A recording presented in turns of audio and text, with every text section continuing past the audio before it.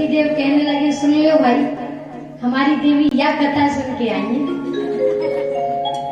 तो क्या फायदा कथा सुनने से? जब कथा सुनकर हमने कुछ धारण ही नहीं किया, कहते ना जैसे मानो 1 किलो आटे की हम रोटी बनाते, चाहे जितने लोग हो उसमें 1 चम्मच भर ही तो नमक डालते। 1 किलो आटे के बराबर हम कथा सुने और नमक के बराबर अपने जीवन में उसे धारण करें तो हमारा जीवन अच्छा बन जाता है। और महाराज हमने कथा तो खूब सुनी और शाम को खड़े हुए और झड़ाए हाथ और चल दिए, तो ये क्या था? फिर तो हमारा बैठना सुनना सब बेकार चला गया। कथा सुनकर अपने जीवन में उतारे, उसे धारण करें, तब तो सार्थक होता है। और नहीं तो फिर कोई एक स्त्री थी रोज अपने पति के चरणों की सेवा करती, हर आज्ञा का पालन करती। एक दिन जब गोकुल में धान कूट रही थी तो पति ने पानी मांगा, वो पानी देने के लिए चली गई तो उसका मूसल ऊपर ही रह गया। एक पड़ोसन देख रही, इसके अंदर कौन सी शक्ति है जो ये धान कूट रही थी, इसका मूसल ऊपर रह गया। दौड़ी दौड़ी आई, अरे बहन आज मैंने तेरे अंदर एक शक्ति देखी। ठीक है, तीनों बच्चों से बोल देना। क्या देखा? बोले जब तू धान कूट रही थी तो तेरा मूसल ऊपर कैसे रह गया? वो बोली मुझे कुछ नहीं पता, मैं तो बस अपने पति की तन मन वचन से सेवा करती हूँ। अब वो पड़ोसन सोचने लगी हम तो अपने पति की रोज पिटाई करें, रोज काम करवा। बोले ये तो अपने पति की सेवा करती है। फिर सोचने लगी ये शक्ति तो हमें भी मान गया ना। अपने घर आई, आकर अपने पति से बोली देखो आज के बाद, आज तक हमने जो झगड़े किए, जो लड़ाई की, आज के बाद सब पर मिट्टी डालो, पर आज से हम आपकी सेवा करेंगे। आज से हम आपकी सेवा करेंगे। आप जब बैलों को चराने जाएंगे तो हम सानी लगा के रख देंगे, फिर उन्हें पानी पिलाएंगे। पतिदेव ने सोचा पता नहीं कौन सा भूत सवार हो गया है इसके ऊपर। आश्चर्य हो रहा ये कैसे सुधर सकती है, ये कैसे सुधर गई? और बेचारा मन ही मन सोच रहा है, मन ही मन सोच रहा है हुआ क्या, क्या हो गया? मन ही मन सोच रहा है। तो वो जो बैलों को चराने के लिए गया तो दरवाजे पर खड़ी है, कब पति आएंगे, कब पति आएंगे। पतिदेव आए, दौड़ी दौड़ी गई, लाओ मैं बांध के आती हूँ। सानी लगा के बांध के आई और पतिदेव स्नान करने लगे तो आकर पीठ मीड़ने लगे। अब पतिदेव को डर लग रहा है, रोज तो पिटाई करती थी, आज मेरी पीठ क्यों मीड़ रही है? कहीं पीछे से मोंगरी न मार दे। बेचारा डर रहा है। स्नान किया, फिर भोजन करने के लिए बैठा, गरम गरम भोजन कराए, भोजन से भी नफरत हो गया। अब जो उखल था उसके पास चारपाई बिछा ली और बिस्तर लगा दिया और बिठा दिया। कहती है देखो अब मैं यहाँ धान कूटूंगी और तुम मेरे से पानी मांगना। पति देव ने सोचा मैंने भोजन भी कर लिया, पानी भी पी लिया, मैं फ्री हो गया, मुझे प्यास भी नहीं है, फिर पानी की क्यों कह रही है? पर फिर सोचा कोई बात नहीं, अब सुधर गई है, मेरी आज इसने इतनी सेवा की है तो एक गिलास पानी में क्या करता है, पानी भी मांग लूंगा। उखल में धान कूटने लगी, आंखों से इशारे कर रही है पानी मांगो पानी मांगो। अब पतिदेव ने सोचा कोई बात नहीं, हम पानी मांग लेते। पति ने कहा भगवान पानी ला दो, तो उसने अपने मूसल को ऊपर छोड़ दिया और फिर देखने लगी कि ऊपर है कि आ रहा है। तब तक तो उसकी नाक पे आके पड़ा और उसका मुंह तोड़ दिया। उसने उसी मूसल को उठाकर अपने पति की जोर से पिटाई लगाई।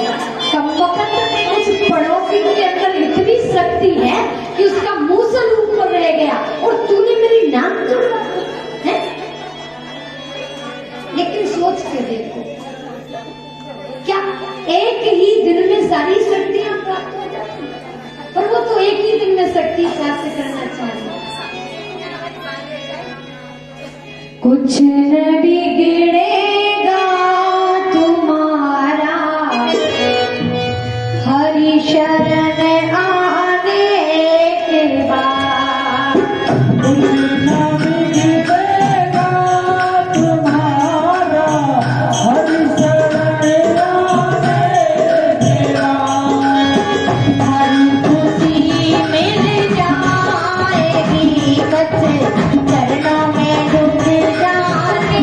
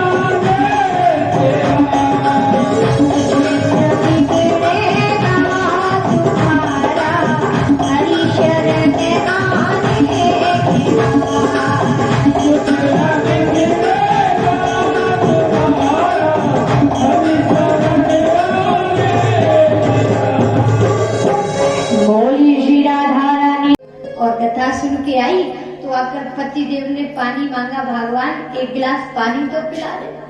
तो गुस्सा में बोली, ये ले, इतनी दूर से कथा सुन के आई, अभी